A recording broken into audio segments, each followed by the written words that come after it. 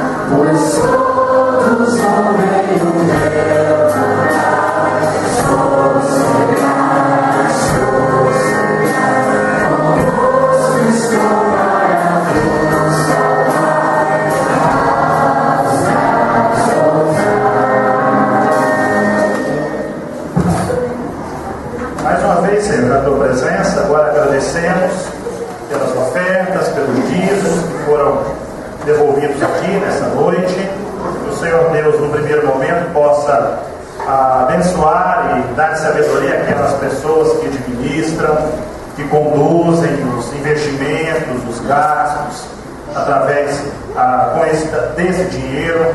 Então, meu Pai, que o Senhor abençoe essas pessoas, que elas possam ter sabedoria do Senhor e fazer de acordo com a tua vontade.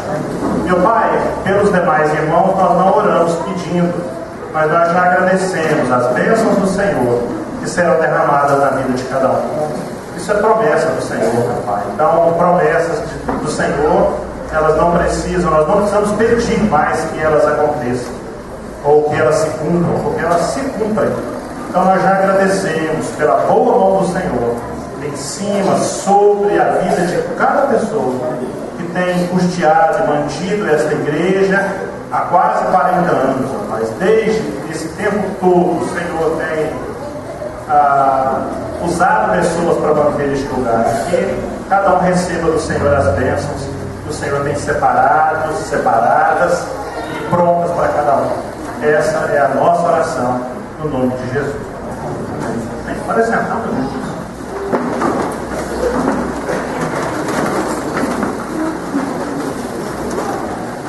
Bom, nós vamos chamar a Ana Beatriz aqui à frente. Como ela não pode vir sozinha, né? Então tem que chamar os responsáveis, a Érica e o Luiz Júnior.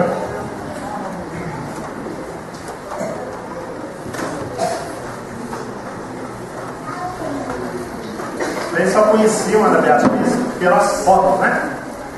Vocês não viram? Você chegou? O boletim? Não, o boletim chegou? Então chegou o boletim informativo nosso. Tinha a foto da Ana Beatriz.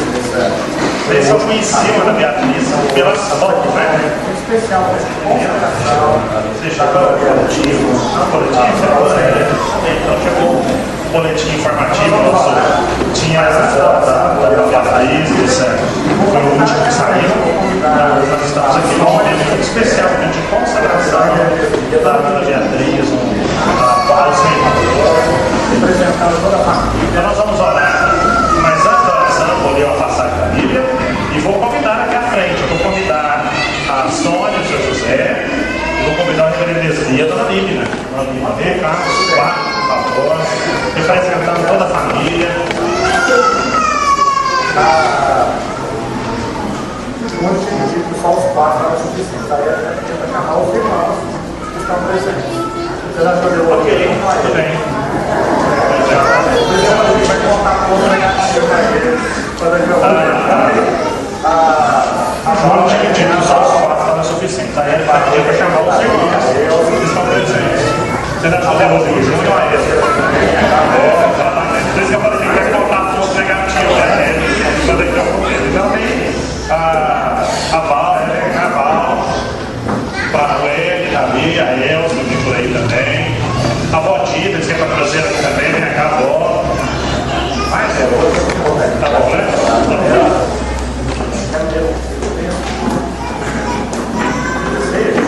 Irmãos, e sempre tenho dito aqui nas minhas momentos de consagração de criança, esse ato aqui, ele é muito bonito. Ele é revestido de um símbolo extremamente especial. E dizer aos irmãos que sempre tenho dito aqui nas minhas momentos de consagração de criança, esse ato aqui, ele é muito bonito. Ele é revestido de um símbolo extremamente especial. Só que consagrar criança não é isso não é consagração. Isso é uma cerimônia muito bonita, simbólica, que na verdade ela tem que revelar a consagração diária que deve ser feita dentro da casa do Júnior e da Érica. E é por isso que para mim, como pastor, depois de algum tempo, a minha decisão tem sido sempre consagrar crianças e os pais são consagrados. Essa não justifica. E aqui nós temos pais consagrados a Deus, por isso podemos consagrar uma criança, porque sabemos que no lar de pais consagrados, as crianças serão consagradas. Será inútil. Então, essa é sempre a nossa visão sobre esse momento tão especial. Você faz isso? Ela não está quase. Seria inútil levantar o seguinte, se não for o Senhor construtor da casa, será inútil trabalhar para a construção. Se não é o Senhor que vigia a cidade, será inútil a sentinela matar a guarda. Seria inútil levantar cedo e dormir tarde, trabalhando arduamente por alimento. O Senhor concede o sono àqueles a quem ele ama. Os filhos são herança do Senhor. Uma recompensa que ele dá, como flecha nas mãos do guerreiro, são os filhos nascidos para a juventude. Como é feliz o homem que tem a sua aljava cheia deles, não será humilhado quando enfrentar seus inimigos no tribunal. A aljava tem que estar cheia, viu? Eu não estou servindo como modelo, não. Eu estou dando essa palavra, né?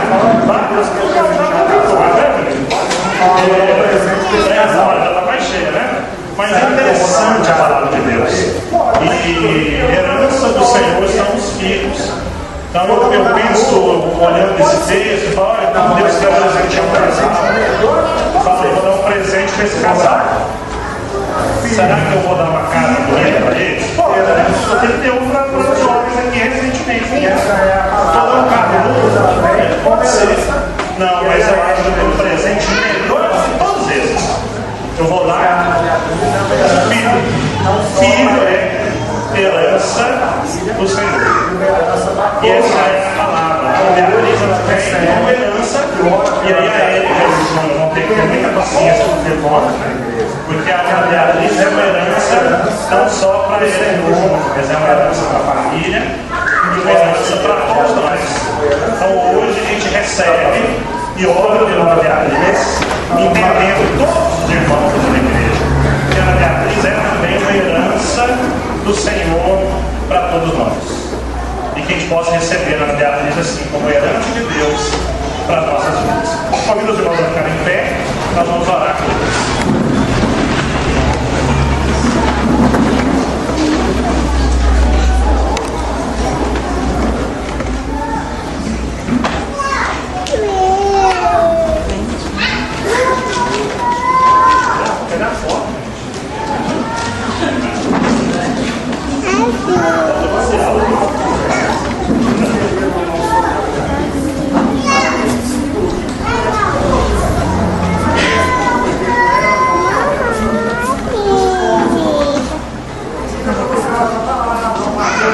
Se o irmão que puder estender a mão sobre a Beatriz, esse símbolo bíblico é de compromisso. Se você pudesse comprometer com ela em algum momento da sua vida, é possível que Deus te coloque esse compromisso.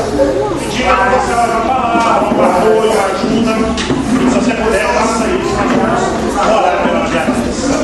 Senhor Deus, na tua santa presença, nós estamos aqui diante da igreja, da família, dos pais, dos avós, tios, pessoas que amam, bisavós, pessoas que amam o pai.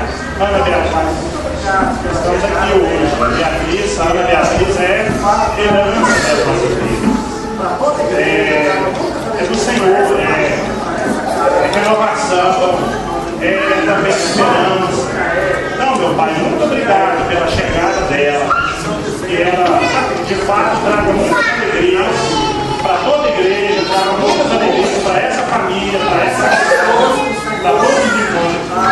Meu pai, o Júnior e a Érica, nessa noite, estão dizendo publicamente que a Beatriz não é deles.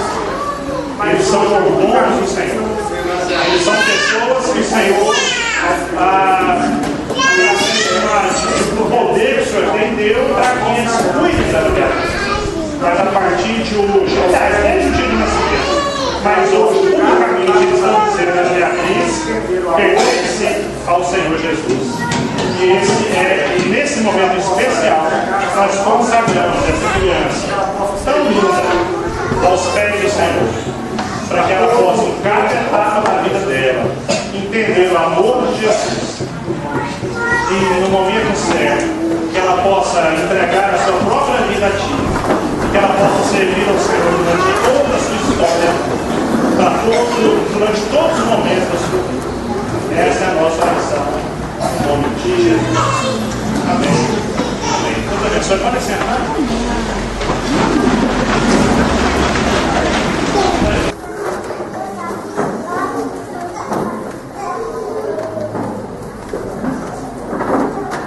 Ok, então nós vamos louvar o Senhor agora, com o ministério do louvor.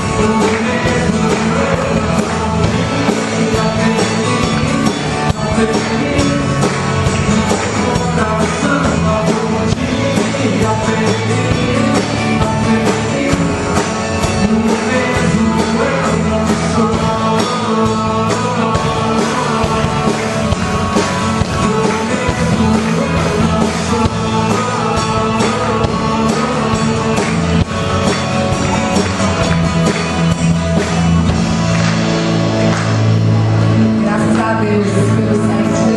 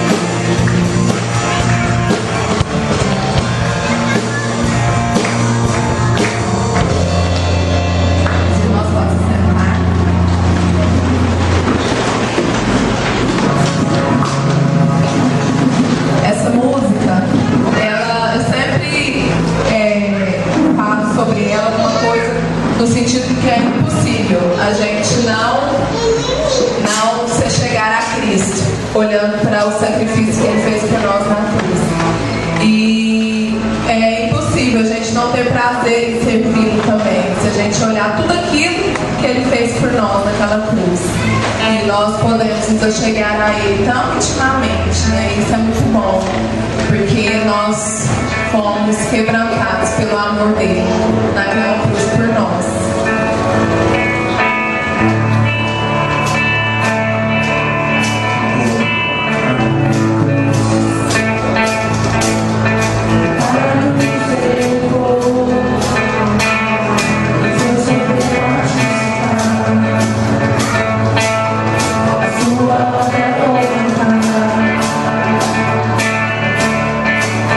Salvador,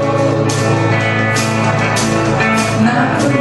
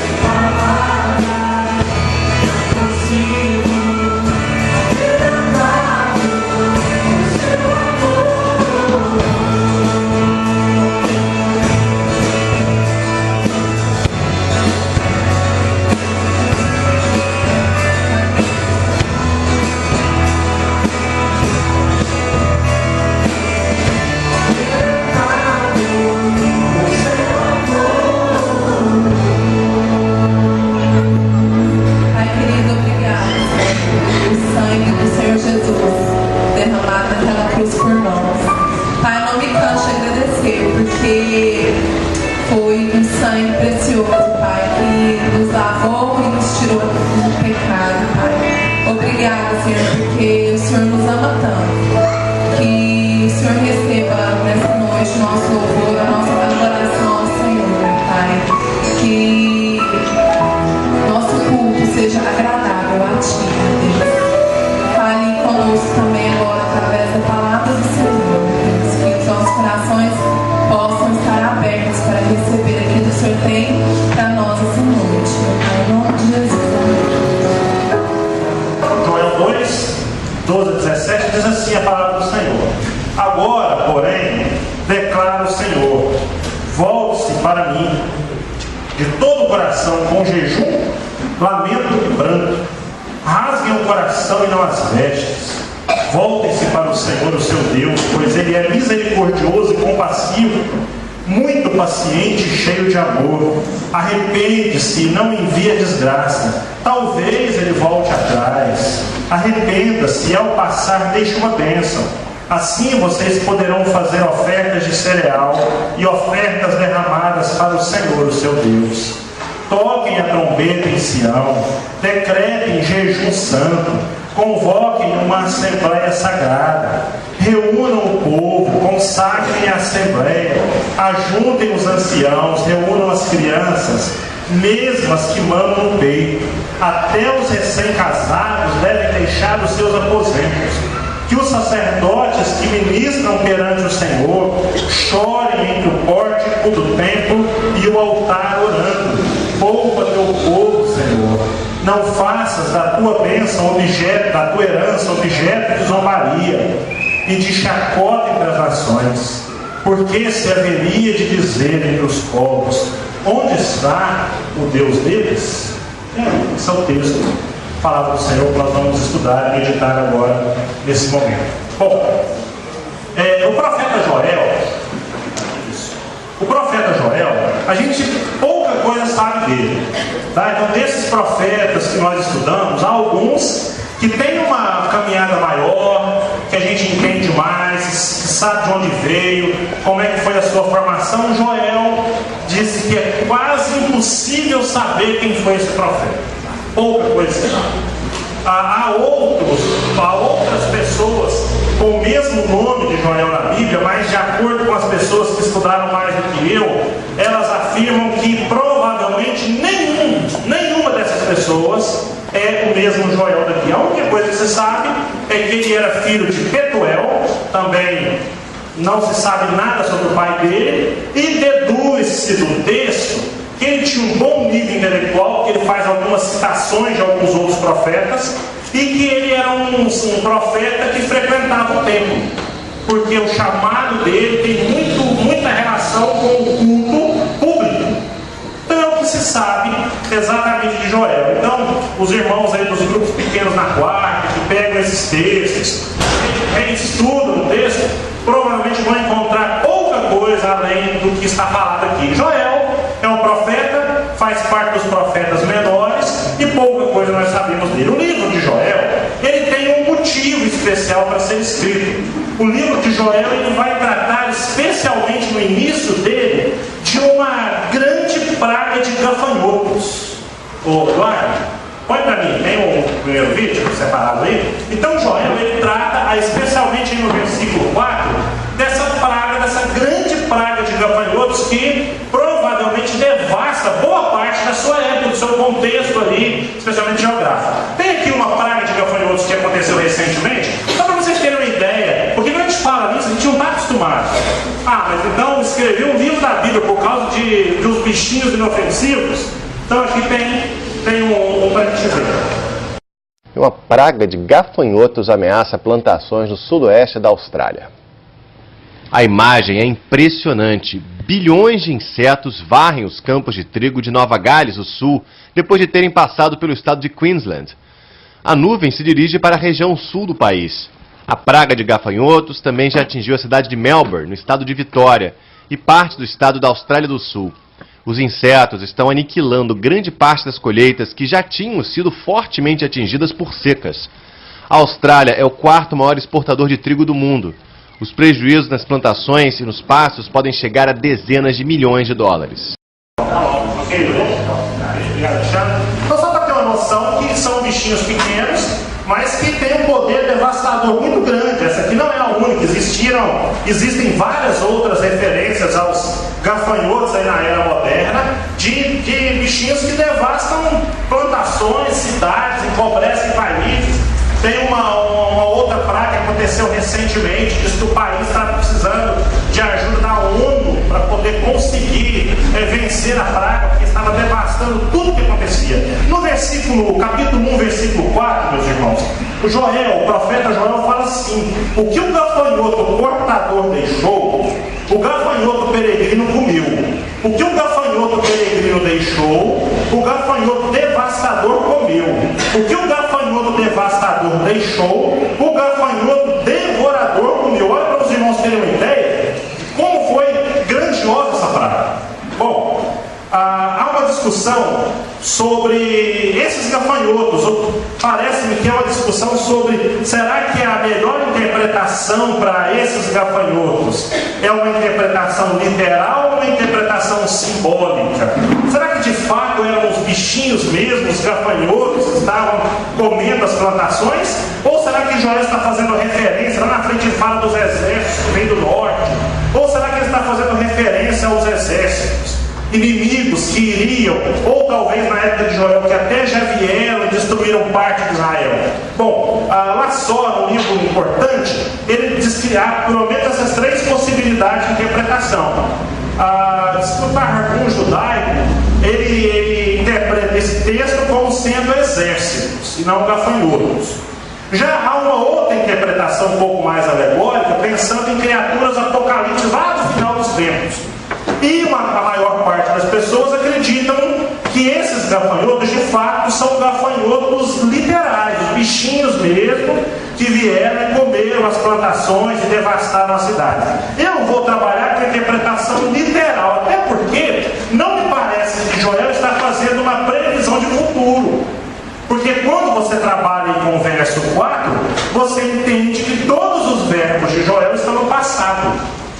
Então diz que ele deixou, diz que comeu, deixou, comeu, deixou, comeu. Então ele está trabalhando com a hipótese, não uma hipótese, mas com a perspectiva histórica de coisas que já aconteceram. Então, coisas que aconteceram. Bom, e ele fala sobre 4 espécies, né, de gafanhotos. Ele vai falar sobre o cortador. Diz que esse cortador é a larvazinha, é o gafanhoto pequenininho, que ele corta as folhas. O peregrino é um gafanhoto que viaja longas distâncias. O devastador, que já é o gafanhoto do tamanho adulto. E o devorador, diz que é o maior de todos. E esse vem depois comendo tudo que foi deixado pelos outros. Então é uma praga extremamente complicada para esse povo. Entendendo, irmãos, que a gente trabalha aqui com a perspectiva de um país que está vivendo quase exclusivamente da sua produção que vem do campo, ou seja, animal e campo e homem, eles se misturam nas suas essências. Significa que uma tragédia no reino animal é para essa nação uma tragédia de grandes perspectivas relacionadas à própria vida do homem. Hoje, se nós tivéssemos uma tragédia de uma grande praga de gafanhotos no campo, talvez para nós aqui na cidade isso poderia aumentar o preço de alguns itens da cesta básica, mas não seria grande coisa. Para essa época não. Essa praga de gafanhotos seria e parece que foi uma grande ruína e arruinou de fato a boa parte da economia do povo. Bom, depois que essa praga ela passa, o profeta Joel, ele começa a trabalhar sobre quais foram as consequências disso, como é que Joel descreve isso. Joel descreve no capítulo 1, versículo 7, que houve grande fome. Diz que os gafanhotos arrasaram as videiras, as figueiras. Diz que todas as árvores tiveram as suas cascas derrubadas, deixando todas essas plantações com os seus galhos brancos. Diz que ela interfere inclusive na própria religião, no versículo 8. Diz que os sacerdotes começaram a ministrar diante do Senhor e estavam de luto. E diz que até as ofertas que eram levadas para a igreja, para o templo, elas foram eliminadas. Diz aí no verso 11 que houve uma pobreza tremenda. Ele fala: chorem produtores de vinho, fiquem aflitos pelo trigo e pela cevada, porque a colheita foi destruída. No verso 12 ele vai trabalhar com a perspectiva emocional, dizendo: olha, que secou-se, todas essas coisas foram destruídas pelos gafanhotos. Mas no verso 12 ele fala que além de todas essas coisas terem sido destruídas pelos gafanhotos, pior ainda, que a alegria dos homens também se foi do mesmo jeito. Mantenha a Bíblia aberta, pode manter, que nós vamos trabalhar bastante com a Bíblia. Aliás, a gente sempre trabalha aqui na igreja, mas hoje é de forma especial. Depois, no capítulo 2, versículo 3, o texto diz o seguinte: que houve destruição total. Diz que diante deles o fogo devora, atrás deles arde uma chama. Diante deles, dos gafanhotos, a terra é como um jardim do Éden. Depois que eles passam, nada lhes escapa. Diz que versículo 6 do 2, diz que o povo estava com medo. Diante deles, povos se contorcem angustiados, todos os rostos ficam pálidos de medo. Então, meus irmãos, a gente pode terminar e dizer: olha, realmente a situação desse povo era uma situação extremamente difícil, uma situação complicada: fome, depressão, medo, pobreza, até a própria religião havia sido atingida, destruição de todas as coisas. Mas o grande, para mim, o grande problema, ele se encontra quando o profeta Joel, ele olha para si mesmo, ou olha para aquela situação e diz o seguinte: eu estou vivendo isso porque Deus está me punindo. Eu acredito que em todas as situações descritas aqui nesse texto, essa é a mais difícil delas. Quando a nossa vida, as coisas não andam como nós gostaríamos que ela andasse, ou que acontece um fato muito grave na nossa história, e nós em algum momento dela a gente chega e diz: Deus está me punindo. Olha para vocês verem no verso 11, o profeta Joel, ele reconhece que os gafanhotos não são obra do acaso. Ele vai dizendo aqui que os gafanhotos são muito inteligentes, porque eles são milhares, milhões, eles marcham, eu acho interessante essa visão dele, diz que eles marcham de milhares e milhares, e nenhum empurra o outro. Eles vão marchando, destruindo todas as coisas, e no verso 11, a ideia que o profeta passa é que a nuvem de gafanhotos, ela de fato é liderada pelo Senhor dos exércitos. Então é Deus. Joel olha e fala: alguma coisa aconteceu aqui e Deus está me punindo. Eu tenho plena certeza, meus irmãos, que em alguns momentos da nossa vida a gente olha para nós mesmos e nós dizemos: é Deus, não pode. Isso é castigo de Deus. Isso é castigo de Deus. E aí a minha grande pergunta que eu faço, e talvez é a grande pergunta que o profeta Joel poderia nos ajudar a fazer, é: nessa situação, qual que é a saída? Qual é a saída? O texto não diz, ou pelo menos não há uma descrição clara de ser um castigo de Deus. Aliás, não há nem aqui no livro de Joel, ele não trata de nenhum pecado específico da nação. Mas ele está entendendo: olha, fome, religião falida, pobreza, depressão das pessoas, destruição, medo, Deus me punindo, trazendo essa praga de gafanhotos para destruir todas as coisas. Só pode ser Deus fazendo isso. A grande pergunta é, meus irmãos, quando essas coisas acontecem na nossa vida, o que fazer? O que fazer? Quando eu estou trancado no meu quarto e olho e digo: nada está dando certo. Ou talvez todas as coisas dão muito certo, mas há algo na minha vida que me atormenta. Há na minha vida uma doença de alguém que eu gostaria de trocaria todas as minhas riquezas para que aquela doença pudesse ser extirpada, pudesse ser tirada da minha casa. Quando vem o luto, quando vem a pobreza, ou mesmo quando não vem nem a doença, nem a pobreza, nem o luto, mas vem os vícios que chegam cada dia mais perto do nosso lar, Conversando esses dias com um rapaz que já esteve aqui, falou um pouquinho sobre aquela casa de recuperação. Ele falava, ele dizia: olha, pastor, hoje em dia é o seguinte, como o vício não tem conseguido alcançar os crentes, as pessoas de oração, as pessoas da igreja, cada dia mais a estratégia maligna é fazer com que esses vícios, que não atingem os pais, os avós, venham atingir os filhos, os netos, destruindo as crianças, os adolescentes, os jovens, para atingir os pais e os avós. E quando isso chega, ou quando todas essas coisas vão bem, e mesmo os filhos estão bem, os netos estão bem, mas as emoções não estão bem, quando os relacionamentos não dão certo, quando os nossos sonhos não são realizados, quando a gente se sente rejeitado por alguém ou por alguma coisa, a pergunta é, meus irmãos, o que fazer? Joel, o nosso profeta, que está sendo estudado hoje e nos próximos 2 domingos, uma pequena série aqui no livro de Joel, ele me ajuda a responder essa pergunta, meus irmãos. A nossa vida, uma vida, talvez algo que você já passou, ou talvez que está passando, ou quem sabe ainda vai passar, a pergunta é: quando a nuvem de gafanhotos vem sobre a nossa vida, e aquilo que você pensa que ainda sobrou, vem a última nuvem desses animais e destrói o resto, destrói a alegria, destrói a saúde, destrói a harmonia, destrói todas essas coisas, o que nos resta? Joel, ele me ajuda a responder essa pergunta, me mostrando pelo menos um grande ensino, que para mim está muito claro no texto. Ele manda, ou ele ordena, ou ele na verdade ele faz um imperativo. Ele diz para as pessoas: olha, quando a nuvem de gafanhotos vem sobre a nossa vida, nós devemos rasgar o coração e não rasgar as nossas roupas.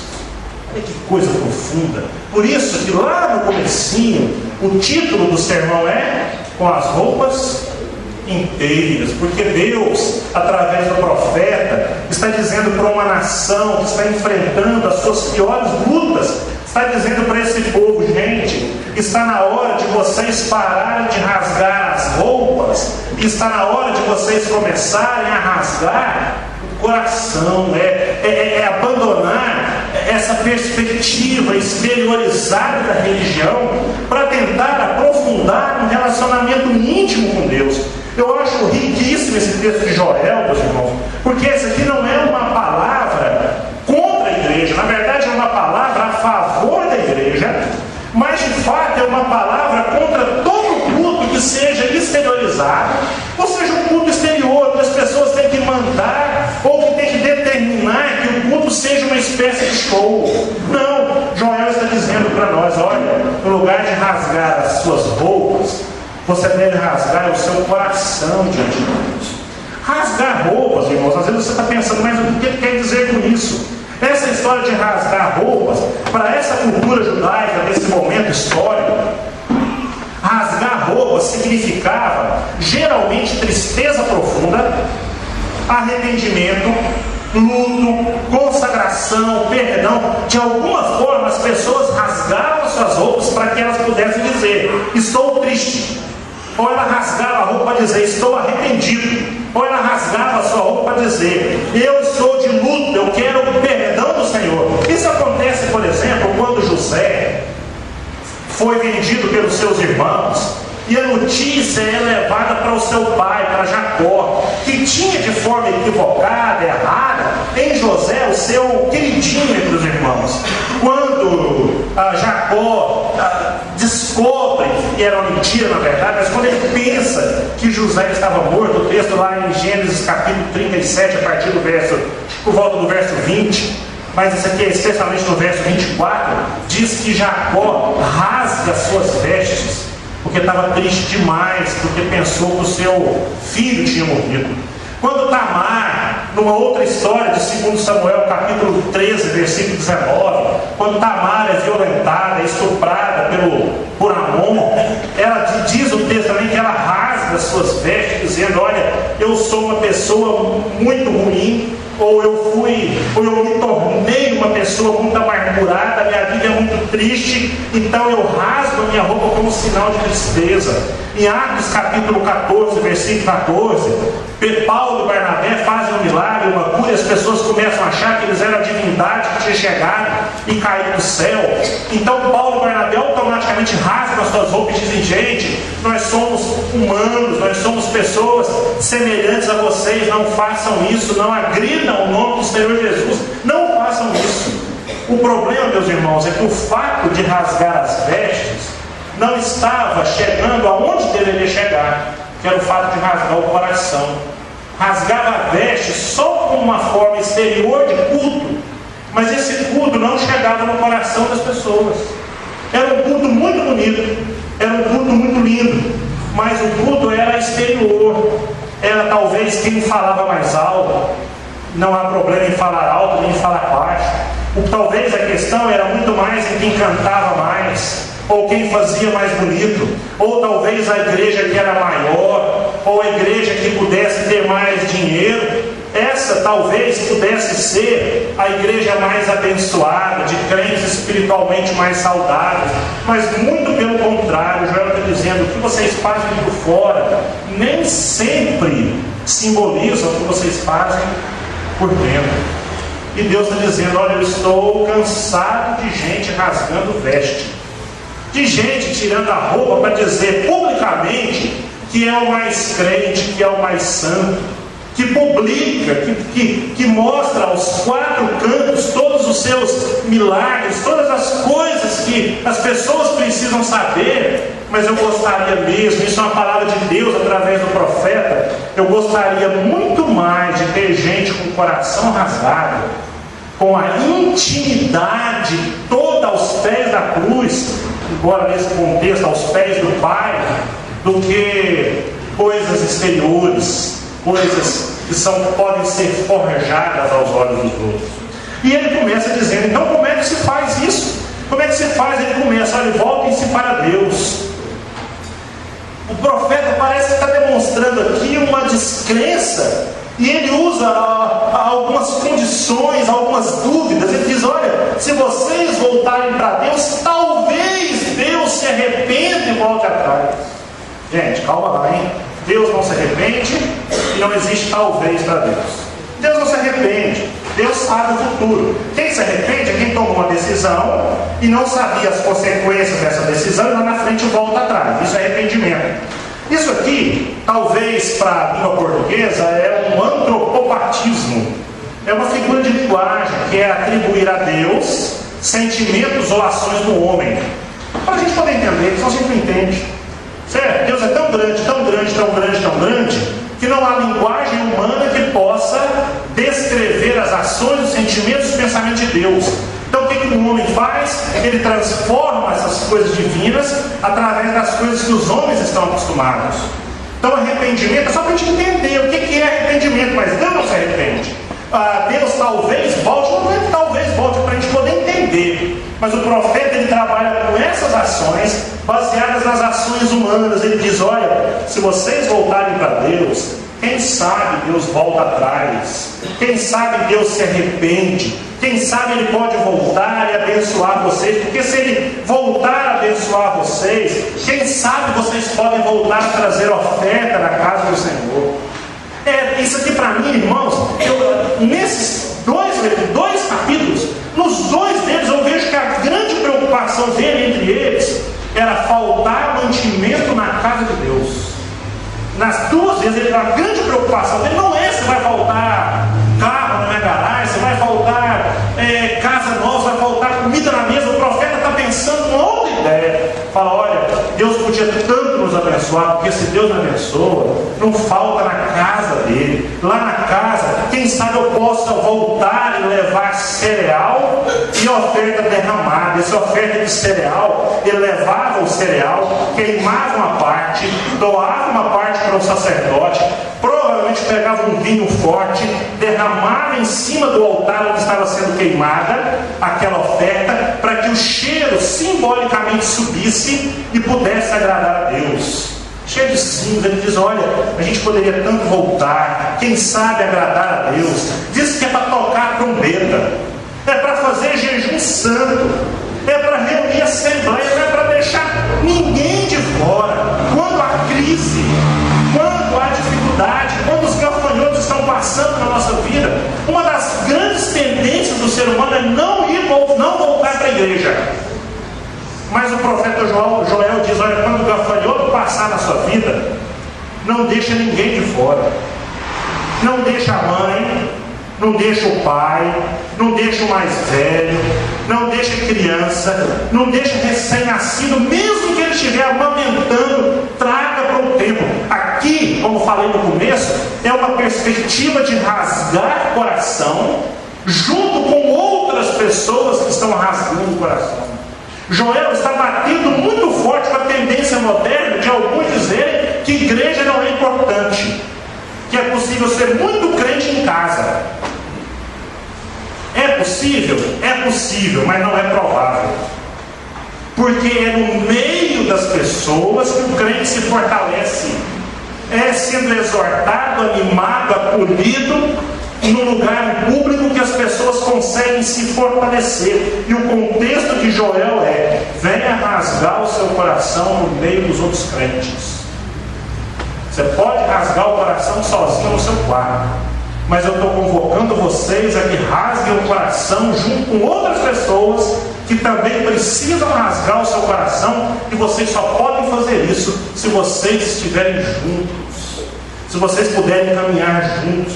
E olha, e peça para o sacerdote, peça para o pastor, peça para o presbítero, nesse contexto peça para os sacerdotes, para que eles chorem e para que eles orem, perguntando para Deus: Deus, não deixa o seu povo ficar com vergonha.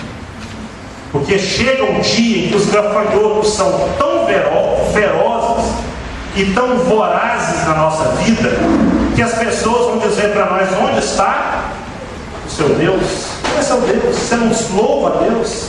Você não é um crente? Você não é uma pessoa que louva a Deus? Então, nos momentos de crise, o que o profeta Joel fala? Chama todo mundo, faça jejum, convide as pessoas, os anciãos, os bebês de colo, até aqueles que se casaram recentemente, abandonem a lua de mel. É o que ele diz: olha, saia dos aposentos e vem rasgar coração com os outros. É aqui que se rasga coração. E peça, ore por nós, para que as pessoas não possam olhar para vocês e dizer: olha, cadê o Deus de vocês? Então, no meio das crises, meus irmãos, no meio das dores, no meio das lutas, a grande questão é rasgar o coração e não rasgar as vestes. Termino. Minha previsão de estudo é essa. No mundo onde os cultos passaram a se chamar show da fé, hoje o culto não é culto, é show da fé. Onde as igrejas pequenas não tem mais vez. Igreja pequena é sinal de pastor que não trabalha. Pelo contrário, hoje o que tem espaço são as mega igrejas. Sempre show. Alguém me dizia esses dias que uma igreja, não sei onde, gasta 20 a 30 mil reais por domingo em cada culto para produzir um mega evento.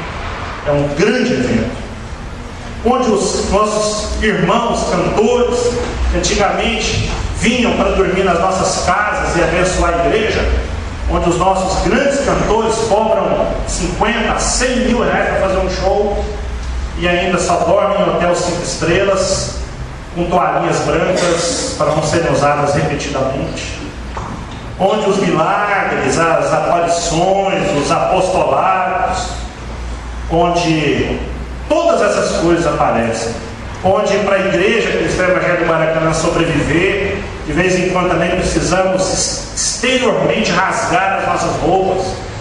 Esse é o mundo que não agrada a Deus. O que o Pai chama através de Joel é: eu quero gente com o coração rasgado. Eu não quero igreja superlotada, com gente com roupa rasgada e com o coração inteiro. Eu não quero super pastores, eu não quero pessoas que tenham um grande nome e currículos na parede, e diplomas na parede, ou currículos vastos de milagres que foram realizados durante a vida, mas que não têm o coração rasgado. Joel diz: olha, quando o gafanhoto passa nas nossas vidas, rasgue o coração, rasgue o seu coração. Gente contrita, gente arrependida, gente intimamente ligada ao Senhor. É isso que Deus espera de nós. Não gente rasgando roupa, mas gente rasgando o coração. Que Deus possa abençoar nossas vidas com isso. Amém? Amém. Daniel, vamos cantar?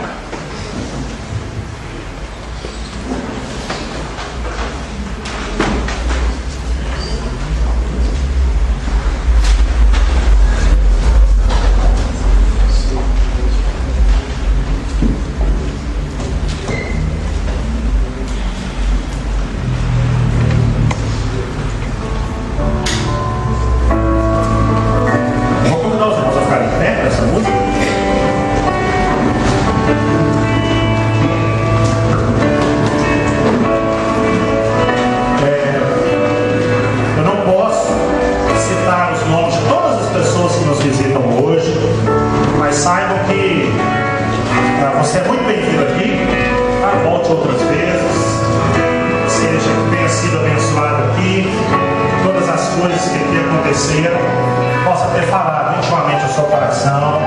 Saiba que a igreja está de portas totalmente abertas para você, meu irmão, minha irmã, meu amigo, que precisa, assim como eu, rasgar o coração junto com os irmãos na presença de Deus. Que seja sempre bem-vindo. Nós vamos cantar durante a música. Se você trouxe o seu pedido de oração hoje intimamente, tem uma enfermidade em você ou em alguém, está com um problema em casa, na sua casa ou na casa de alguém que você possa e queira representar, problema financeiro, um sonho, deseja alguma coisa que você gostaria que mudasse na sua vida, depois que os irmãos cantarem essa última música, eu vou orar por você. Eu gostaria que você viesse à frente para que nós clamássemos, levantássemos nesse momento uma oração ao Senhor, para que Ele possa abençoar e satisfazer os desejos do seu coração, se assim for da vontade dele.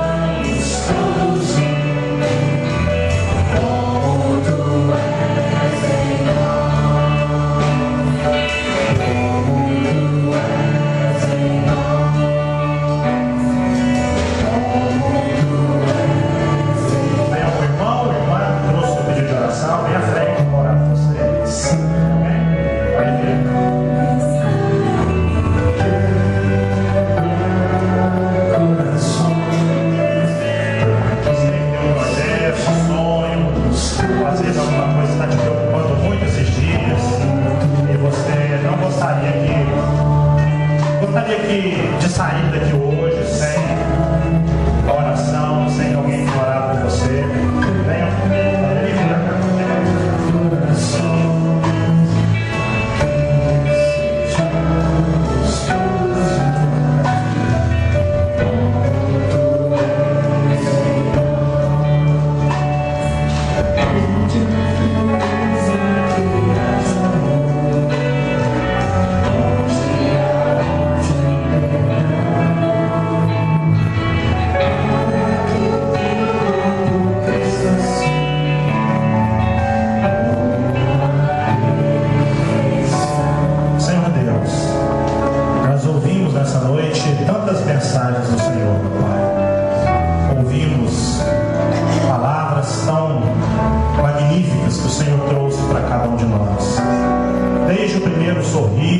abraço, o cumprimento lá na porta, as orações, a devolução dos nossos dízimos e ofertas, a consagração da Ana Beatriz, meu Pai, as músicas que cantamos, a palavra do Senhor que foi pregada, meu Pai, são palavras do Senhor para as nossas vidas.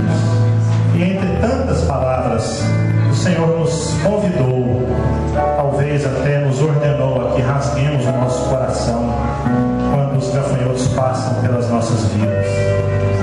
E a todos nós o Senhor ensina, meu Pai, que o Senhor não te agrada, Pai, não é do agrado do Senhor roupas exteriormente rasgadas, mas corações intactos.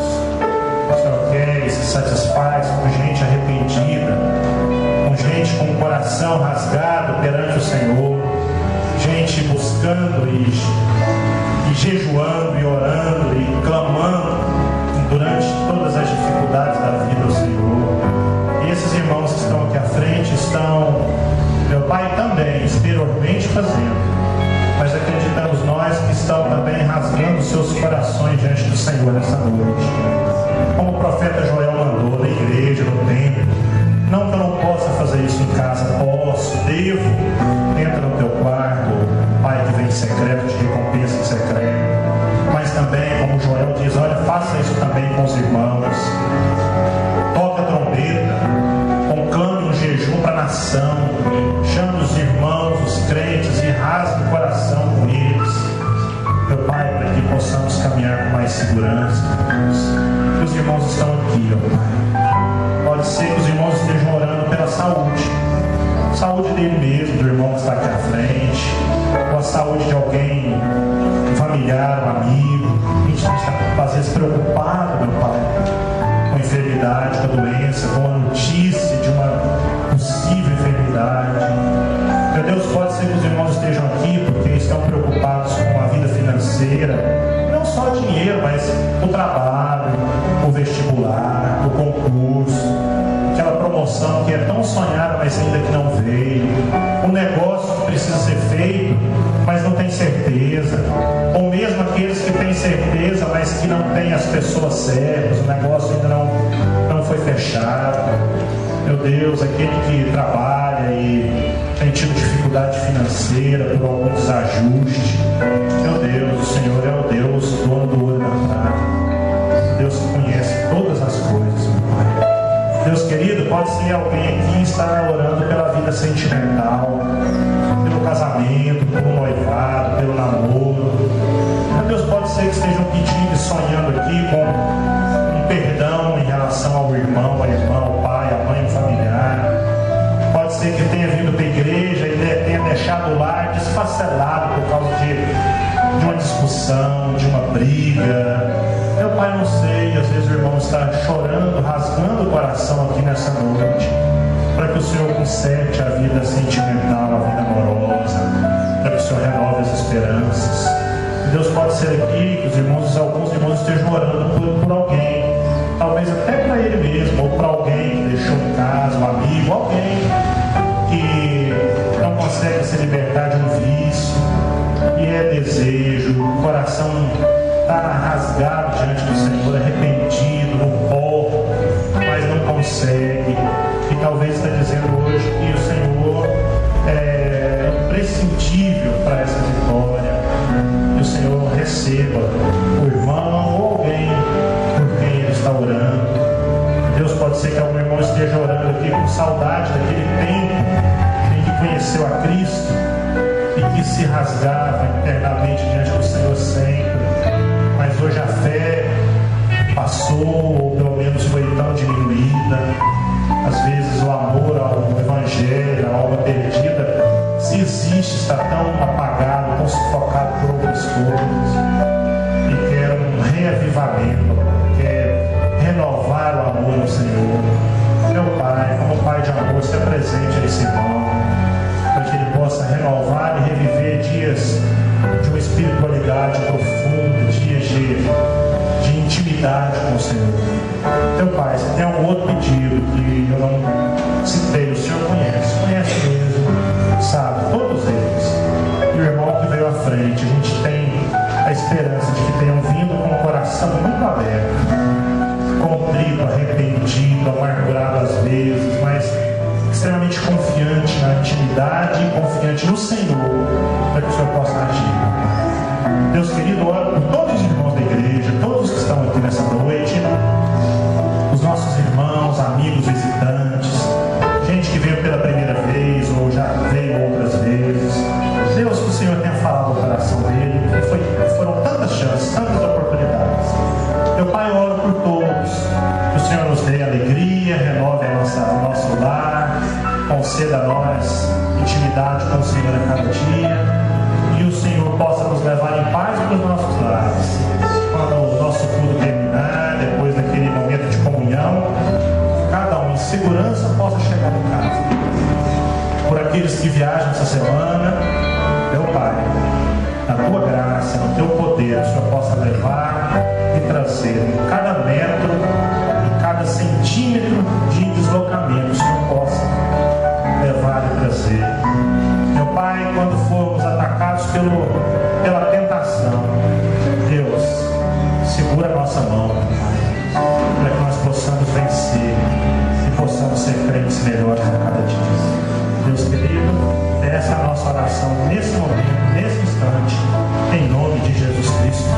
E que o amor de Deus, a graça do nosso Senhor e Salvador Jesus Cristo, que o consolo, que a comunhão, que o conforto do Espírito Santo possa estar com cada um de nós aqui neste lugar.